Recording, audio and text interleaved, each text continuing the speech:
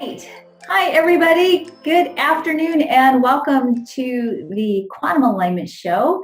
We've got this show today is the first in a series of 6 shows that I'm going to be doing over the next few weeks. And my intention with these shows is dual fold.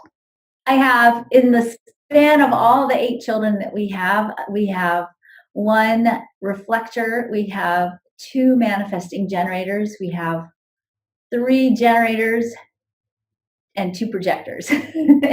and um, and and certainly, I think that raising our children, and they're not children anymore. 7 of them are full-fledged adults, and we also have a generator grandbaby. But raising kids, one of the things I learned from the very beginning, I think the minute I had my second kid, was that they're not the same. They're all different, and they're different not only by virtue of their design, but they're also different by virtue of their soul agenda and so many other things that they bring to the table as manifested souls. In raising my own children, I will say that I made a ton of mistakes. I didn't want to. I still don't want to, but I do. And I love them dearly. These are human beings I would throw myself under a bus for without even giving it a second thought. I can't tell you how wildly and madly I love my children. And I know you all do too. Listening to the stories of my clients and listening to where they carry their trauma. And we've been talking a little bit about this over the course of the whole year as we've been exploring integrity and some of the things we've been talking about. It's really clear to me that so many of us carry trauma because in the course of growing up, our parents, with the best of intentions, 99% of the time, just really didn't have the instruction manual for each of us individually. And when we are not loved and accepted for who we are, when we lose connection with our sense of value, and unfortunately, we start off our lives as kids, so we start off with this sort of very, childlike perspective in the world, and that sometimes also causes us to remember things differently and experience things differently. When we don't get that message that we are precious and irreplaceable and unique, and we all have that vital role that only we can play in the world, and we don't get that message in ourselves, we grow up feeling or experiencing trauma to various degrees. So, give you a little bit of backstory. When I first started teaching as a young human being in my 20s, a long time ago, I used to teach parenting classes, and I started teaching parenting classes because I had my second child, and as soon as I gave birth to her, something in me went, uh-oh, because she was a little bit of a pistol, still is. She's a very determined, self-aware, deeply aligned, powerful woman now, and I have so much awe and respect for who she is and how she, no matter what, did what she wanted to do. It is pretty astonishing to watch. But I took parenting classes as soon as I had my second kid because I knew I didn't have any answers. I had no clue what to do. And eventually, after taking parenting classes and studying child development, I became a certified family coach. And I actually created the very first family coach training program in the world. And I started teaching parenting classes and did parent education. So when I started eventually adding human design to the coach training program and exploring the tools that human design bring to it, it of course changed the nature of the program profoundly and really gave me a different set of tools to offer people. But something interesting happened in these trainings.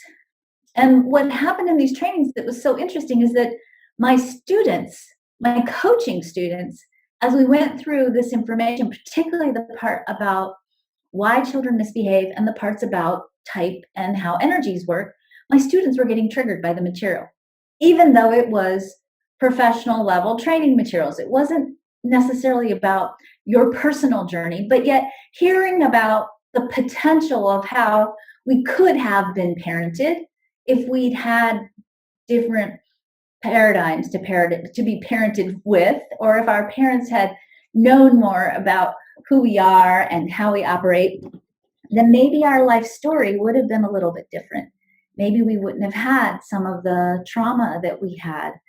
And as we went through this material, my students really had to do their own healing work based on that grief that perhaps they didn't get what they really needed as children.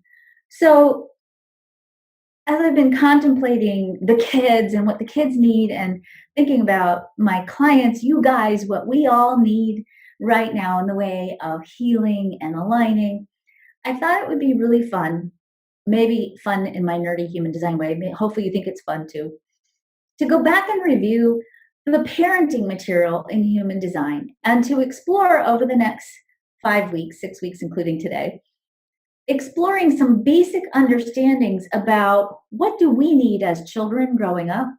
What do our children need if we're in parent mode, if we're parents ourselves? And listening to this material through both the lenses of being a parent. So this is material that really hopefully will help you if you're parenting children right now, but also listening to this material from the perspective of, gee, I wish I'd had that. Gee, if my parents could have understood this about me, then maybe my sense of self would have been different. Maybe my understanding of who I am and how I operate in the world would have been more loving, more complete, less traumatized.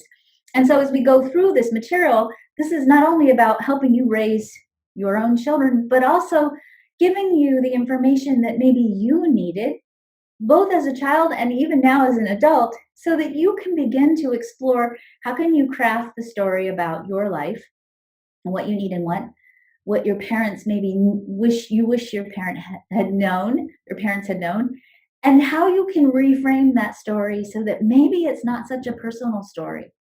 I think sometimes we emerge from being raised by parents with deep personal wounds that when you talk through it with your parents, sometimes they don't understand why you're so hurt because they loved you so much, right? And there's some kind of disconnect there. So maybe this will help you bridge that understanding that maybe your parents really, really, really loved you and they just didn't know how to parent you correctly by design, or parent you with a paradigm that is more conscious and aware. So I'm saying all this because, and you'll see this in the slides today, it's not unusual for me when I talk about this material sometimes for you to get a little triggered, for you to feel like, oh, gee, I wish my parents had known that. And again, this is not about bashing your parents at all. And certainly this is not in any way bypassing or glossing over those of you who may have had, significantly, I'm not going to say even significant, that's the wrong word, but those of you who experienced abuse. And in my practice and in the master alignment programs, and anytime we've done work with people, people have been abused, and probably, I think, unfortunately, more people than I think the statistics bear out have experienced genuine abuse. And this isn't about genuine abuse. This is about helping you reframe the story about why perhaps your parents didn't get you, or why perhaps you were raised in a way that made you feel like, it's not okay for me to be who I am.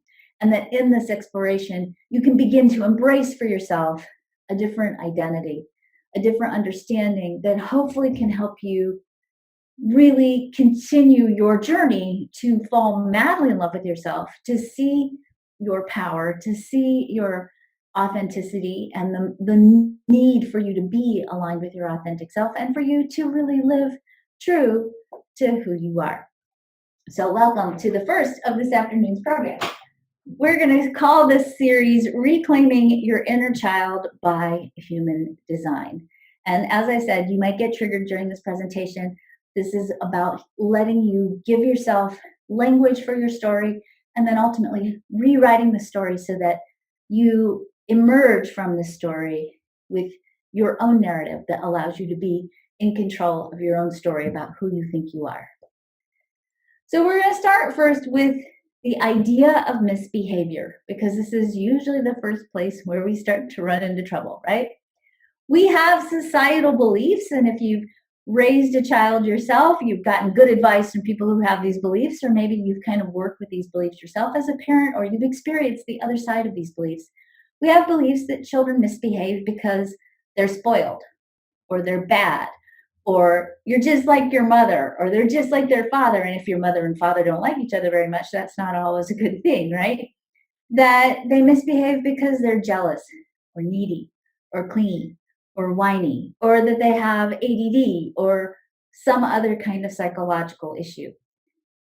What we are never, not never, but what we're infrequently taught, sorry, let me back up. What we learn as a consequence, if we have these beliefs, what we learn as a consequence is that if your child is misbehaving, they're misbehaving because you, as the parent, haven't controlled that child properly, right?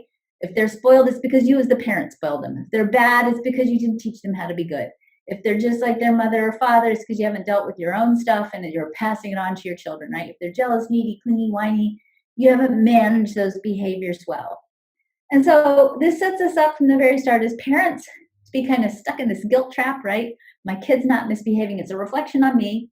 And if you're a parent, you know that sometimes you have absolutely no control over how your child is behaving.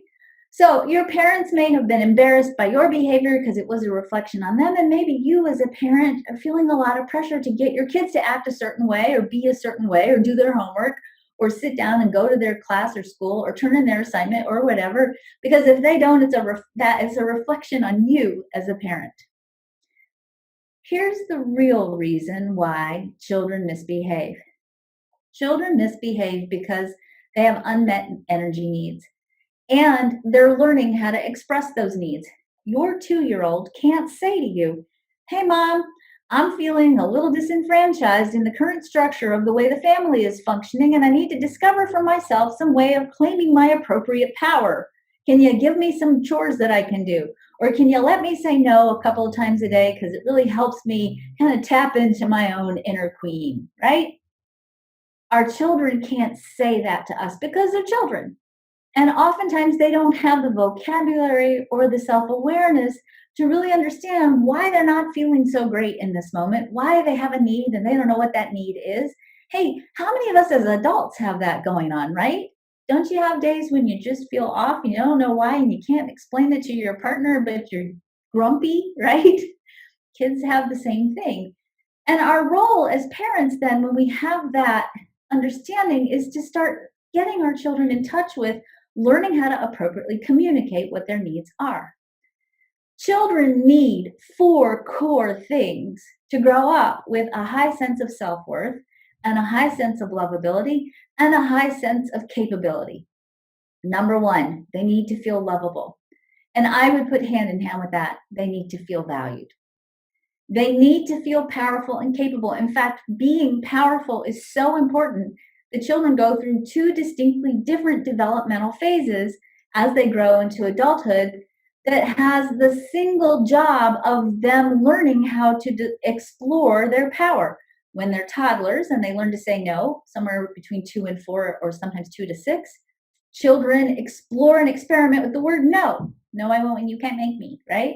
And that's an important phase for children to go through, because when they're going through that phase, they're learning about their own power. Same thing is true for teenagers, especially when they're about the age of 12 to 16. They go through a cycle where, again, they're exploring their own sense of power and empowerment, and being rebellious or resistant is part of that, because that's how they're learning about their own boundaries. They need to experiment and explore, and they need attention. And all of these needs, the need to feel valuable, the need to feel powerful and capable, the need to experiment and explore, the need for attention, all of these needs are going to vary depending on aspects in a child's human design chart, and depending on what they might be amplifying from your chart. Each child is going to get these needs met differently depending on their human design and their unique energy blueprint. And as you know, the chart is a blueprint for the human condition, experience, and the human experience. What we know, if we get down to the nitty-gritty of human design, and we're not going to get into the roots of this in this program, but you need to understand this because this is important. When you are raised in an environment where you learn to love and accept yourself, where you learn to become powerful and capable, where you have the freedom to explore so that you can experiment with your own sense of capability and discover what works and what doesn't. And when that's given to you in a way that's supportive and nurturing, you grow up feeling loved. You grow up feeling valuable. You grow up feeling powerful. You grow up trusting yourself. You grow up understanding your emotional energy. You grow up knowing that it's really okay and even important for you to be your authentic self. You grow up being courageous and you learn how to master fear. You grow up feeling energetic and vital, and you grow up knowing how to make the right choices for you, which ultimately is the way you get to where you're supposed to be in terms of serving your life purpose in the world. These 9 elements, which, if you listen to any of my previous courses, you may have heard me refer to these as the 9 resiliency keys. When children grow up knowing how to and connected to these 9 key things, because underneath it, they've learned that they're valuable and lovable and powerful and capable, then they grow up to become strong, resilient adults. When children misbehave, it's a way of expressing their unmet energy needs. And our role as parents, when we start to look at misbehavior that way, becomes not to control them or manage them in public or in private, but rather to help them learn how to get their needs met in an appropriate way. Think about how different our lives would be if we had been taught to say, hey, I'm feeling a little bit ignored here and I need to make a deeper connection with you. Could you create some time for me and maybe we could meet up this evening and hang out by the fire with a glass of wine? Many of us were never taught to ask for what we need and want appropriately. And we learned instead to do little strange, funny, manipulative things to try to get attention or try to be heard or try to express our power or try to feel loved. And it makes life really exhausting when you can't just come out and say, hey, here's what I need and here's what I want, right? Here are some factors that influence our energy needs. Number 1, child development. Where you are on a spectrum of child development is going to influence what you need. Obviously, a baby needs something very different than a 16-year-old. Each stage of child development brings with it certain developmental tasks that have to be mastered. So, for example, as I was saying, we all go through a cycle around the ages of 2 to 6 and later on as young adolescents where we are exploring how to master our personal power. If we don't get the opportunity to master those challenges in a healthy way, it's not like we go, okay, fine, I'm going to go on to the next thing now. We end up dragging those things we didn't master with us into our adulthood. And so those of us who maybe were never allowed to say the word no, if we did a raise of hands, I know we don't have hands here, but if I saw all of you and I said raise your hands if you didn't learn to say no, or if you weren't allowed to say no, you'd all be raising your hands, or a large part of you would. We take those things we didn't get to master appropriately with us, and we keep having to learn them as adults until we figure it out. It takes a lot of us about 50 years to learn to say no appropriately, to say no without fear, or to say no without rebelling. So child development is going to influence some of our needs, some of what we need in that developmental phase to master ourselves and to become mature. I want to talk about child development today in the context of the chakra system, because this is a way that we often don't talk about child development, but I think it's really revelatory in terms of understanding some styles of parenting perhaps that we need to shift, or not just parenting, but childcare, and why sometimes, especially with really young children, if we don't get those needs met appropriately, it starts to actually impact our energy system, and we carry those disruptions in our energy field with us into adulthood. And those disruptions, when we carry them into adulthood, can actually affect our physical well-being and, of course, our mental and emotional well-being as well. As you know, the chakras, there are 7 chakras in the chakra system. When I used to teach this way back in the 1990s, I would talk about chakras and people would look at me like goldfish, like they had no idea what a chakra was. I'm so glad we can talk about chakras now. Okay, so there are 7 chakras in the chakra system, and as you may know, the human design system has correlations to the Hindu chakra system. So in human design, we have 9 chakras, energy centers, and I just want to use this chart to just show you what's what, because I'm actually going to talk about this part not in the context of the centers by human design through human design lens, but actually through the lens of chakras. So the head center correlates to the crown chakra in the chakra system. The ajna center correlates to the third eye in the chakra system. The throat center correlates to the throat chakra. The heart chakra actually has 2 centers in human design, the G center as well as the will center. The solar plexus chakra actually also has 2 centers associated with it, the solar plexus chakra as well as the solar plexus center, as well as the spleen center. The sacral correlates to the sacral chakra, and the root correlates to the root chakra. We're going to look at, I'm just going to go through the chakras briefly, and then we're going to look at this in the context of child development because it's very fascinating. So, your root center relates to your financial status, your security. This is in traditional Hindu chakra system, okay?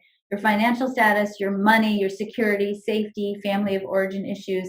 This is a center that grounds us, that when we feel grounded, we feel stable, we feel that we have everything we need.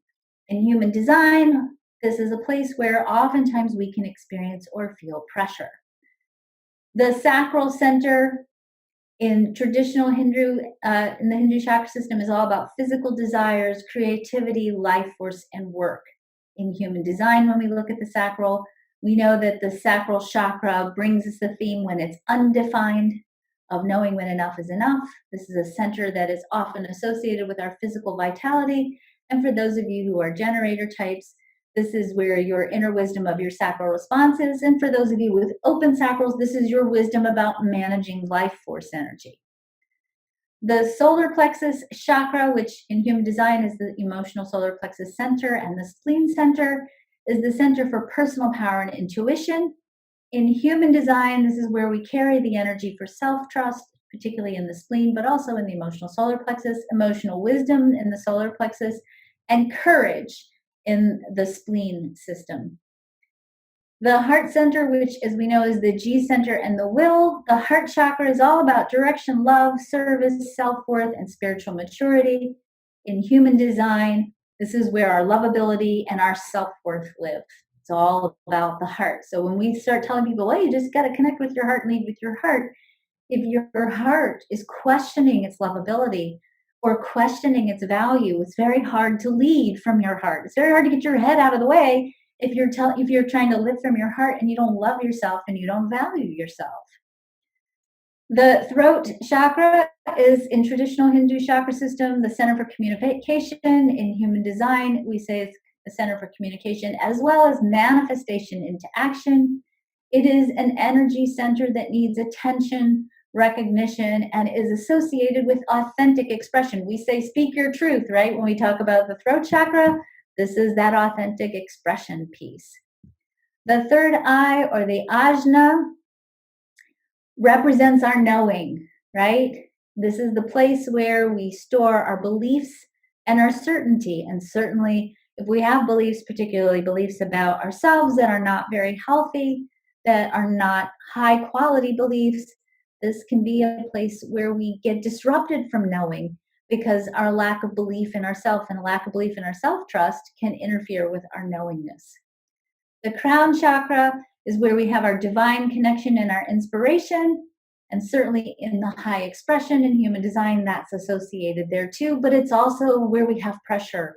And oftentimes in human design, this is a place where we have the pressure to figure things out.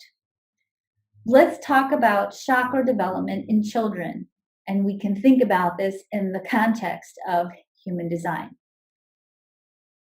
A child's aura, their energy field, is not mature until the age of 7, which is why when we talk about raising your children by design, some of the elements about raising your children by design actually don't count in the beginning of early childhood, because what children need from birth to 7 changes after a child turns 7 and the aura matures.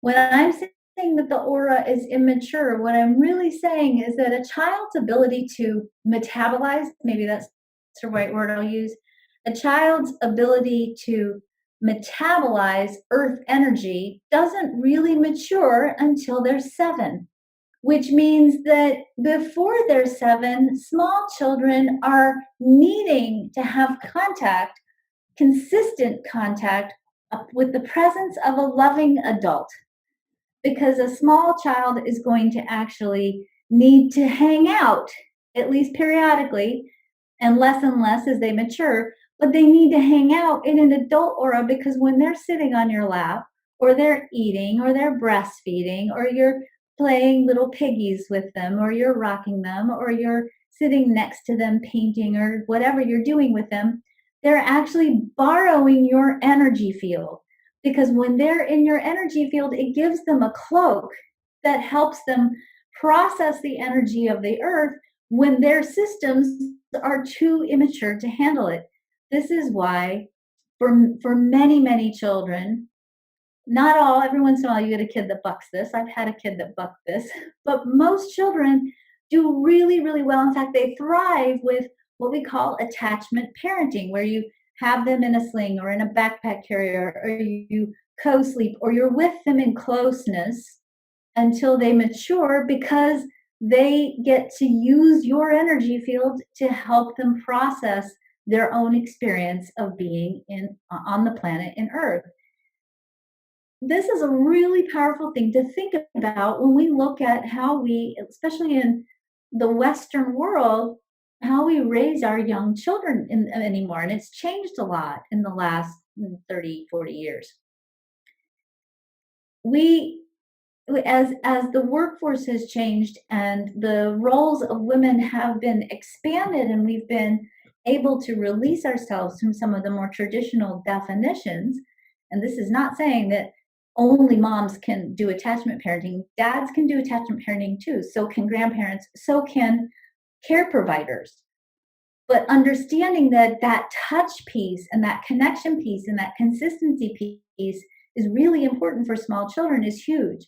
Children who are put in daycare settings where there's not enough touch to go around, where there's not enough lap time to go around, don't do as well, not just because physically they actually need that physical contact. Small children need 46 positive physical contacts a day. If you have a young child at home, start taking a tally of how many times your kid gets those needs met. By the way, as adults, we need 14 a day, 14 positive physical contacts a day for optimal neurological health and wellness. Okay? 46 for small children, 14 for adults. Everybody needs touch for optimal physical health, optimal neurological health and wellness. Think about that. Put Post-it notes and keep tallies during the course of your day, and make sure you're getting enough hugs. You need 14 hugs. Your kids need more. That's the physical part. That's the neurological part. Energetically, kids, small children even need more than that. They need to be in your aura, because that presence helps them keep their energy field clear and functioning well. At birth, when children are first born, they have a large crown chakra. Their chakras are not all the same size and spinning at the same way when they're little. So we're going to go through how do they change as we grow and mature. At birth, a baby has a large crown chakra and a very small root, which makes sense. You know, the spirit is entering into the body, and the connection to source is still pretty big. And in fact, when you look at small children, you know, babies are kind of checked out sometimes, right? It's like they're checking out. They sleep a lot. They're not really particularly grounded. A lot of times they're kind of still negotiating their contract, right? Some of them are like, wait, Earth again? What was I thinking? What did I sign up for? Let me out of here, right? Some of you may still feel that way, right? While they are small, they sleep a lot because in the process of sleeping, they are still being encoded with their soul purpose and their divine mission. They need that sleep because they're checking in with their orders from above, right? During the first and the second year, the crown grows smaller, it gets more in balance, and the root center grows bigger. You get a small opening in the heart center and a large solar plexus chakra. So you see during this phase, they're starting to get more grounded. They're starting to get here and they're starting to sense and feel more with the solar plexus chakra opening and the heart chakra beginning to open more. So their sense of their identity. Remember in human design, the G center, which is part of the heart chakra, is their identity. So after that first year, they're starting to begin the processes of identifying themselves as a separate entity. Now they're not just mom or just, a baby. Now they're starting to see, oh, hey, I'm a little bit separate from mom. And that starts with that whole separation anxiety piece and that, oh, when mom disappears or dad disappears around the corner, are they still here? Am I alone? Who am I? Right? So you get to see a little bit of that evolution here. Between the second and the third year, the solar plexus chakra, that's the splenic center, and the emotional solar plexus continue to open. You get the beginning of the third eye really opening up, which is really kind of cool because what happens a lot of times in smaller children, especially when they become articulate during this age, is they are right now able to talk about what they see. And I don't know how it is for you guys, but how many of you had really little children who start revealing some really, really big secrets about the truth of life to you when they're teeny tiny, right? I remember one time my middle daughter still hates that I tell this story because now she's like a super linear, logical, reasonable human being, and she thinks that everything that I do is a little bit cuckoo, right? But when she was 3, I got her out of the bathtub one afternoon. Well, one time when it was afternoon morning, I got her out of the bathtub. I was drying her off, and she looked at me and she said, "You know what, Mom? Do you remember when we were here last time?" She said, "Last time when we were here, I was the mom and you were the kid. I like that better," right? That's the kind of truth that a little child knows, right? And they don't know yet to filter that out, and they're still remembering, right? And of course, the sacral chakra at this point also begins to open up. So you start to see kids getting really curious about their sacral parts, right? And they're exploring and sort of discovering who they are and what they have or don't have. In the third through the fifth year, the solar plexus chakra gets kind of back into balance. It's been kind of big for a while. Kids have been having all the feels, right? Now it's kind of getting into balance. The heart starts opening more. The throat chakra begins to open, and you get a continuing opening of the third eye. In this phase, you're going to see children get a deeper connection to their sense of power. They start to get a different sense of connection and understanding of who they are as a separate person. They start to explore having relationships with other children, having friends, starting to look away from home, or at least from their home life, and start to identify more with the outside world a little bit.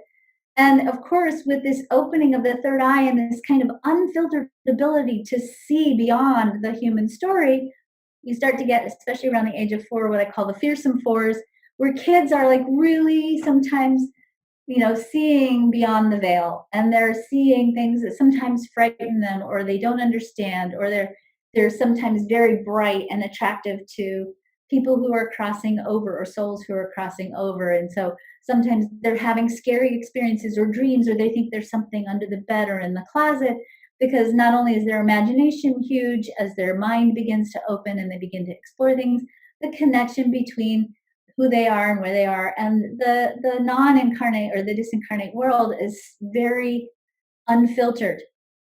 And so they're still processing, learning how to be here, right?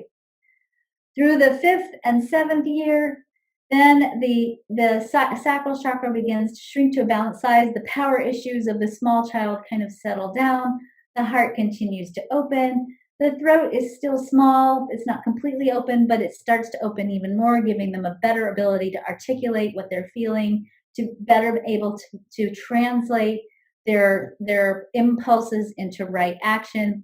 All of the energy centers open up at 7, and all the protective screens that they've had on until they reach maturity, sort of go away. And now they're ready at 7 to kind of enter the world carefully, right? Gently. It's still gently. They're new, but they're all ready to go. During adolescence, you do see some shifts again in the aura during adolescence. It's not uncommon to have a closure or a shrinking of the crown center. It usually will reopen around 17, but this is why I think, this is Karen's theory, I think a lot of like teenagers really start rebelling against things like going to synagogue or going to church or going to the mosque or having any kind of spiritual beliefs. They kind of shut all that down. And part of this because just the crown chakra starts to close up, mostly because so much energy and focus is placed on differentiating yourself as a young adult, figuring out who you are, what you're going to do. You've got so much learning that's going on. You've got so much literal brain growth that's happening. The brain is going through all these giant transformations, and they're learning about elements of young adult life that are brand new. So they've got this whole focus because with this heart chakra that opens up during adolescence that can be out of balance. The heart chakra of teenagers can be really out of balance sometimes. And it makes them kind of deeply connected to their friends, deeply connected to their identity and exploring their identity. Sometimes the solar plexus can be out of balance too if they've got power issues. And there's just this a little bit of out of balance as they learn to discover again, who am I separate from my family? How do I love, make connections? Who am I in the world? And it's sort of a very self-referenced kind of an understanding. Again, as they mature and they get closer to 17, 18 years of age, and that crown begins to open and everything sort of settles back into balance again, provided it's done in a healthy way and you're not experiencing any kind of disconnect that happens from trauma or lack of self-worth or a sense of lovability or not being able to accept yourself for who you are, or not feeling accepted for who you are, then you're able to go into adulthood with a well-balanced, well-formed chakra system. Again, if over the course of any of your experiences in life or from birth to adolescence and beyond, if you don't get to master the energy challenges of your chakras during these times, if you don't get to learn to really be yourself, to feel loved and accepted for who you are, to stand strong in your own separate identity, to know how to appropriately tap into your power, to know how to trust yourself, to know your capability, to understand your life force, to be comfortable with your sexuality, with your security. If you don't get all that growing up, it causes little dings and dents and twists and turns in your chakra system, your energy field, and you'll carry that forward into your life. And that will be part of the template that's holding your life together. And you'll begin to attract experiences then that match your energy field, not because you're stuck in that pattern forever, but because the infinite nature of the universe and your life itself personally is about learning to grow and expand. And you keep getting these opportunities in your life that match your energy field because these are learning opportunities. These are opportunities for you to begin to explore in your adult life. Well, hey, I didn't get this as a kid. I didn't learn this when I was growing up, when I was developing my energy field. What do I need to do now to really embrace and learn about who I am and how I can bring out the more masterful expression of my value and my worth? The goal of parents is to support children in learning appropriate ways to get their energy needs met during each stage of development and to recognize, again, that misbehavior isn't about your kid is bad or you're being a bad parent, but rather that it's a way of communicating and it's a way of experimenting sometimes so that they can explore the boundaries and the edges of what they need to learn to grow. The second thing, isn't this an amazing photo? This is my husband and his 4 beautiful daughters. Okay. This second thing that influences why we behave the way we behave as kids and adults is our parent-child energy dynamics. It's so cool if you can do this. If you can get your parents' charts, start looking at your parents' charts and look at your charts. And in particular, look at where you have openness, where you're taking in energy from the world around you, in particular, where you took in energy from your parents, Because where you got imprinted by your parents is going to tell you a lot about who you're attracted to in your life and the themes you're attracted to discovering and exploring in your life. It's also going to tell you a lot about why you might think you're a certain way that maybe you're not, and now it's not working for you as a grown up. And here's the other piece. When we talk about conditioning in human design, we always talk about it in the context of your open centers. I want you to know that you're also imprinted, not just conditioned by your parents. So your parents may behave a certain way. So let's say this was your parent. This is a projector parent, right? If this was your parent and this parent was acting like a projector, which I hope they were, right? And let's say you're a manifesting generator and you watched your projector parent behave a certain way in the world. If you didn't know that you were a manifesting generator, you might think that you're a projector too, because you saw your parent acting like a projector. And when you grow up and go out into the world, if you're trying to create the way a projector creates and not the way a manifesting generator creates, you'll be out of sync with your authentic self and things aren't going to work. And you're going to feel stuck and frustrated. So it's not just your openness that influences how you behave and what you're doing. And when you're raising kids, it's not just their openness and their reaction to your openness that's imprinting them. It's also how you're behaving and what they're seeing or what you saw, if you're an adult right now, what you saw from your parents, and that may have influenced you as well. When I taught parenting classes, I always told my parents, when I was teaching them, not my parents, but the parents I was teaching, your words are important, but your children are not necessarily listening to you. And you might know this if you're a parent, but they are sure as heck watching everything you do. And if you're not walking your talk, you're not going to be able to reach your kids effectively. The other thing that's really interesting to know when we look at our children and or we look at our experience as children is that we inherit our human design from our grandparents. And your children inherit their human design from your parents. So you better be darn sure that you've cleared up all your intergenerational family dynamics, because if not, you're going to get an opportunity to work through them again in the arena of your parenting relationship with your own children. It'll be different because you'll have a different role this time, but family energy dynamics are intergenerational. And if you can understand that, that'll help you not project your own stuff from your own childhood wounds into your parenting relationship. Like it or not, some of our personality traits, our responses, our reactions come from our genes and our ancestral memory. And these will influence also how our children behave and even the themes they carry and why they may respond to things the way that they do. And it's just good to know that there is a lineage there, and sometimes you're working through in your parenting relationship, again, whether you're the parent or the child, or whether you're an adult child with adult parents. I have that one going on in my life too, right? That some of the stuff that's going on is ancestral. And the more you clear it in yourself personally, the more you actually clear it in all directions in time and in all generations, across all generations.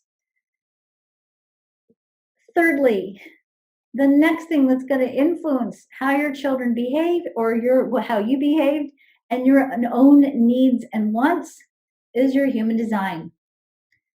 This is a super short summary here. Over the next 5 classes, I'm going to do 1 class per type. We're going to start next week with the manifestor types. And we're going to talk about what did manifestor children need? What did you need if you were a manifestor child? How do you live as a manifestor child or adult? We're going to talk about each type in the next 5 quantum alignment shows. So manifestors need freedom and power. They need to be informed. They need support in understanding the emotional theme of anger and how to appropriately use their creative power. Generators need to feel capable. They need recognition and attention. They need to be asked yes or no questions. They need support in learning how to understand and interpret frustration so they don't quit, right? Manifesting generators need freedom, power, and a sense of capability. They also need to be asked yes or no questions. They need support in understanding their frustration and their anger, because they'll have both, because it's a 2-for-1 deal, right, for the MGs. Projectors need recognition and attention. They need extra attention to feel precious and valuable. They need support with interpreting their bitterness, and they need people who understand their energy. I didn't put that on there, but put that on there too. And they need to talk. They literally need space to talk, because they have to talk through what they're processing out loud. Otherwise, they can't process it. Reflectors also need time, because they can't make decisions quickly. They need time for transition. They need time to make important decisions. They also need attention, recognition, and consistency, because they need to know which auras can they rely and depend on because of how it feels to them. They also need to feel precious and valuable. They need help understanding their sensitivity and also how to tease out their energy in a social situation so they don't get swept up with the crowd, right? And they need help with understanding disappointment. If I'm going to run through just a couple of things for you to consider as a parent or as a person who was a child once before, unless you're a walk-in, right? If you have an open or a white throat center, or if you have a defined non-motorized throat, so keeping it simple here, if you're a generator, projector, reflector, you need extra support with attention and recognition. If you have a G center connection to the throat center, it means you are vulnerable to criticism. And when you speak from the heart of who you are without a filter. So if you have a child with any of these gates or any of these channels defined, then you have somebody who's really vulnerable to being criticized. You don't want to criticize a child with this. If you do, they shut down their self. They stop feeling that it's okay to be who they are in the world, and they become what I call turtles. They crawl into their shell, and sometimes it's very hard to get them out again. If you have a child with an open G center, they will tend to question their lovability no matter what. My middle daughter, again, if ever and let me say, if I say punished, I never punished her. I was never harsh with her. But if I disciplined her in any way, and she didn't need a lot of discipline. She's a pretty amazing human. But if I would discipline her, the first thing out of her mouth every single time was, "You don't love me," right? I'd be like, "No, I love you. I just don't love the fact that you finger painted on the wall," right? Different. So you may have to really talk through carefully with your children with an open G about the whole lovability piece. And then there's also the whole peer pressure piece, because they will become their peer group. So you better make sure if you have a child with an open G that you love their friends, because they may become their friends, at least until they figure out who they are. An open will center will have a tendency to question their value. These are people who need a lot of help and support in helping them define for themselves their value. The defined will center needs to be powerful. They're going to need to have an extra opportunity to express their power appropriately, and to not be labeled as being willful or selfish because they ask for what they need and want, or because they're exerting their will. They need to, but they need to learn how to do it appropriately. The open sacral center, this is our manifestors, projectors, and reflectors, need time alone, need help knowing when enough is enough. They're not here to work in the traditional way that we define as work. So if you give a kid like this a ton of chores, especially physical chores, like you need to go out and mow the back 40, and they can't, because as soon as they're out of your aura, they lose contact with your sacral energy, and all of a sudden the energy goes away. And we call them lazy, when in fact they're not lazy. They're just not designed to work like generators. And they grow up with this imprint that they're lazy when they're not, or there's something wrong with them if they don't do, and then they try to push and do to prove their value, and then they burn out at 35, 40 years of age. We don't want to lay that on our kids, right? They need to learn how to work correctly, according to their type. Open sacrals need to go to bed before they're tired, and preferably have their own room so that they can get good rest, because when children don't get enough rest, it creates the symptoms of ADD, not ADD, but the symptoms of ADD.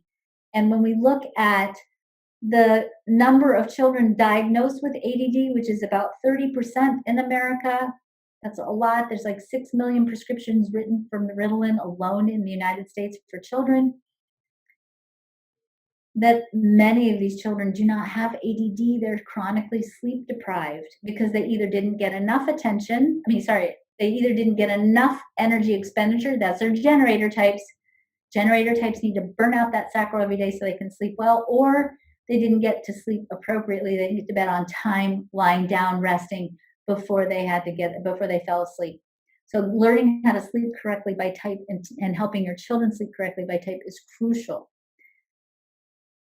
The open root and or the open head center, both of these centers, when they're open, when they're white, feel pressure. And oftentimes the pressure is to try to please, try to be good, try to do the right thing, try to make sure your parents are happy with you. And sometimes that causes kids to override their own authentic programming to try to make their parents happy. Third and sixth line profiles, they need to make mistakes. And they learn by doing. Children need to make mistakes. So do grown-ups, by the way. And it has nothing to do with your value and your worth and everything to do with this is a path of learning.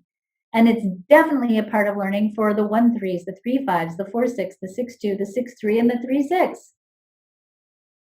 Okay?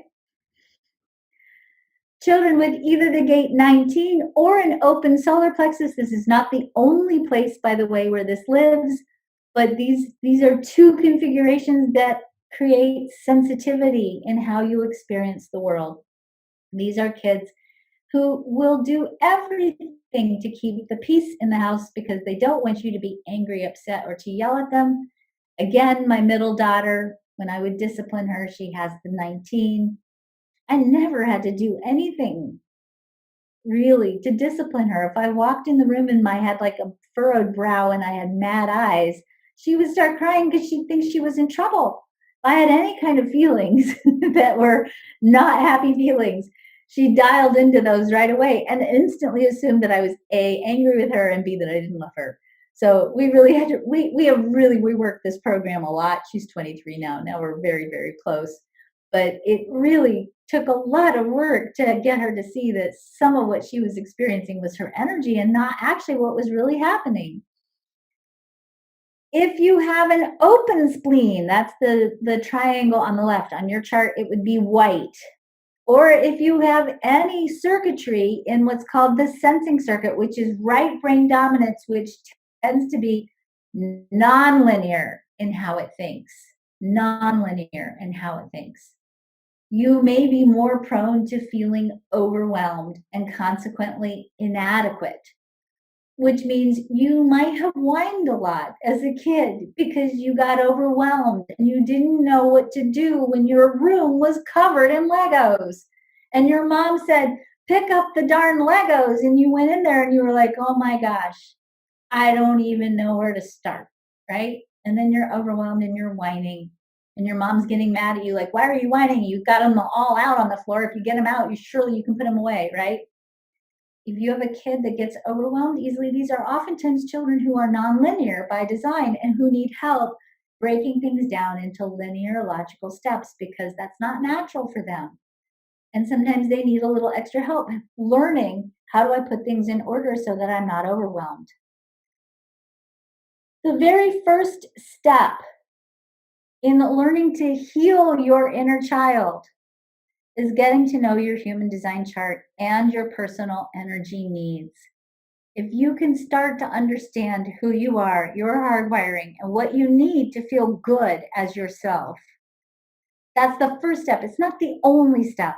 It's the first step in healing your inner child. When the system was first revealed, the voice told raw, this system is for the children. But the parents have to learn it first. We have to learn it first as grown-ups. So this is such an important thing for you to be able to give your children a deep sense of awareness of who they are, how they operate, what they need, so that they can grow up to be people who know how to love themselves and value themselves, people who have a deep sense of their own capability, their power, who are able to maintain their sense of wonder and to deeply impact the world as aligned human beings who can access their creative, intuitive awareness to find the elegant solutions necessary to continue to grow this world of equitable, sustainable peace. Take good care of yourselves, you guys. Love yourselves wildly. I hope this was at least an interesting start in exploring some of these stories that we tell about ourselves in our past and exploring what we can do to continue to reframe these stories in a more empowered way. Next Friday, manifestors. And again, show up even if you're not a manifester because you're going to learn something, I promise. Be well, take care, have a great weekend, you guys. See ya.